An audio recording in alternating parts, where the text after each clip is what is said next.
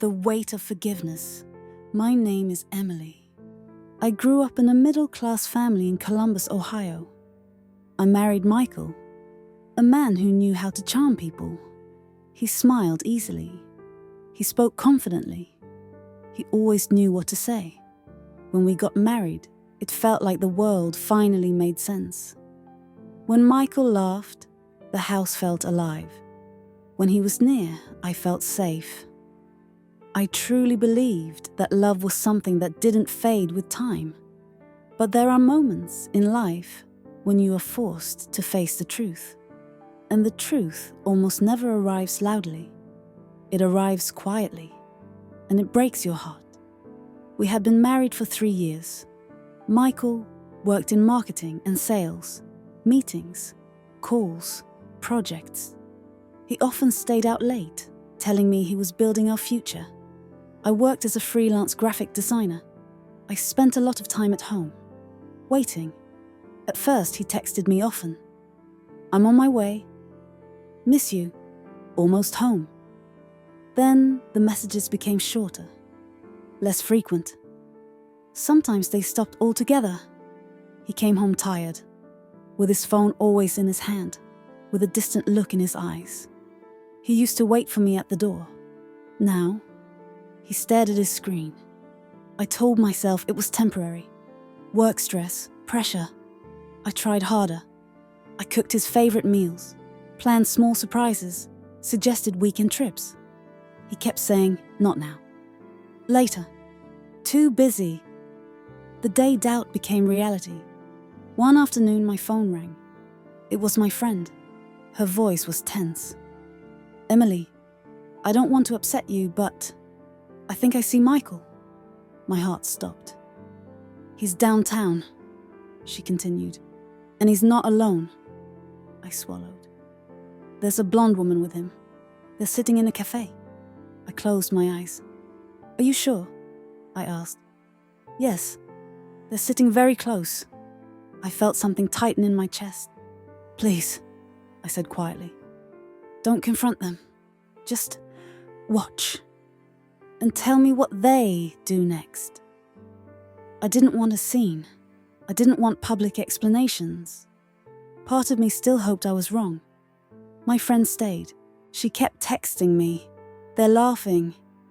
He's holding her hand. This doesn't look professional. My heart was pounding so hard I could barely breathe. Then another message came. They're leaving.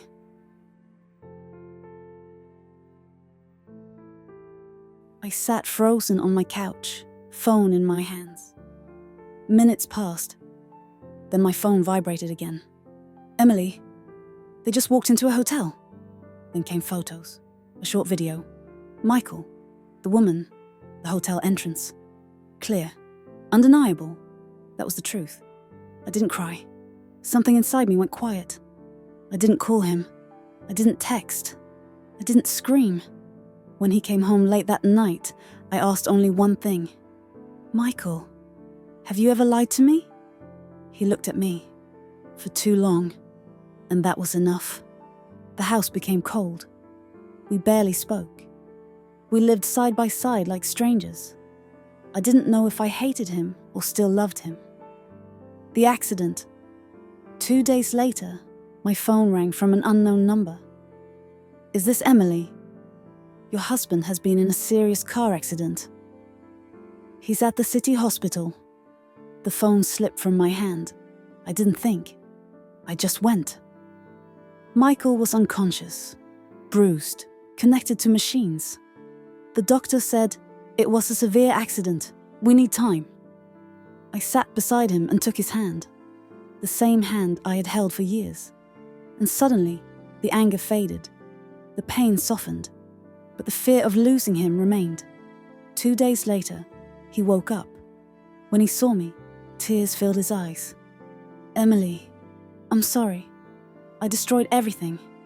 I said nothing. He continued. She meant nothing. It was a mistake. A moment of weakness. I love you. The doctors said recovery would take time. I came every day. Whether I wanted to or not, I was there. My mother said, People make mistakes. What matters is regret.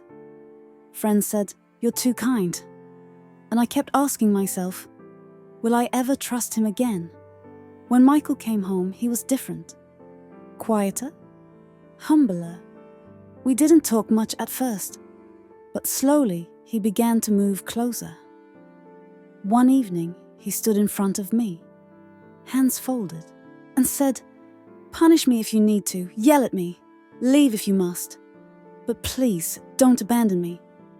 I looked at him, and a thought echoed inside me. Love is not revenge. Love is healing. I wiped his tears and said softly, "I forgive you, but we start over, with honesty." He broke down and, for the first time in a long while, rested his head on my shoulder. We moved into a new apartment. No old memories, only new beginnings. I took time off. He started coming home on time. He laughed again, and slowly so did I. Sometimes at night, I watch him sleep and think, the hardest test in life is forgiveness, because forgiveness frees not only the one who is forgiven, but the one who forgives. Today, we have been married for 6 years. People sometimes say, "Emily, you have a big heart." I smile and answer, "No, I just chose love after pain."